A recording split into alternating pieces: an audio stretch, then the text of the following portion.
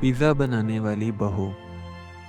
राबिया एक मेहनती और ज़हीन लड़की थी जिसे खाना पकाने का बहुत शौक था, मगर वो ख़ास तौर पर फास्ट फूड जैसे पिज़्ज़ा, बर्गर और सैंडविच बनाने में महारत रखती थी। लेकिन राबिया की शादी एक रवायती ख़ानदान में हुई, जहाँ हर कोई देसी खानों का शौकीन था, ख़ास तौर पर उसकी सास जो हमेशा पराठे, दाल चावल और सालन पसंद करती थी।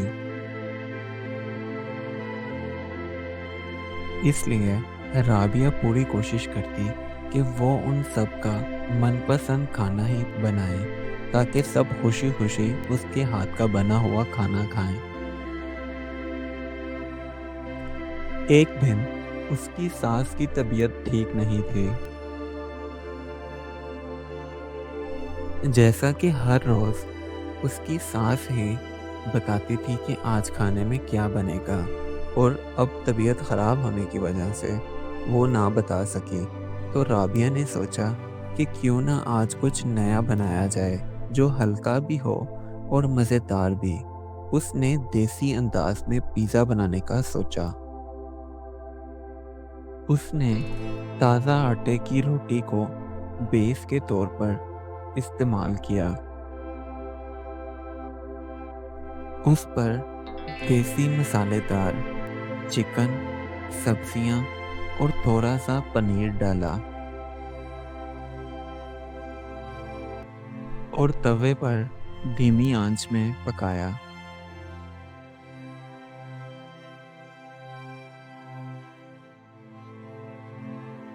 कुछ ही देर में देसी स्टाइल वाला पिज़्ज़ा पककर तैयार हो गया, तो राबिया की खुशी का ठिकाना ना था। वो पिज़्ज़ा लिए अपनी सास के कमरे में गई। जब राबिया की सास ने पहला निवाला लिया तो हैरान होकर राबिया से कहने लगी, ये तो बहुत मज़ेदार है।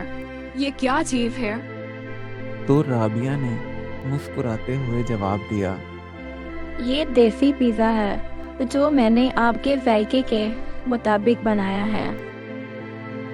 अगर फास्ट फूड ऐसा होता है तो मुझे बहुत पसंद है। उस दिन के बाद राबिया की सास उसकी समझदारी और हुनर की तारीफ करने लगी, क्योंकि राबिया ना सिर्फ सास की पसंद का ख्याल रखती थी बल्कि अपनी महारत से सबको खुश भी रखती थी।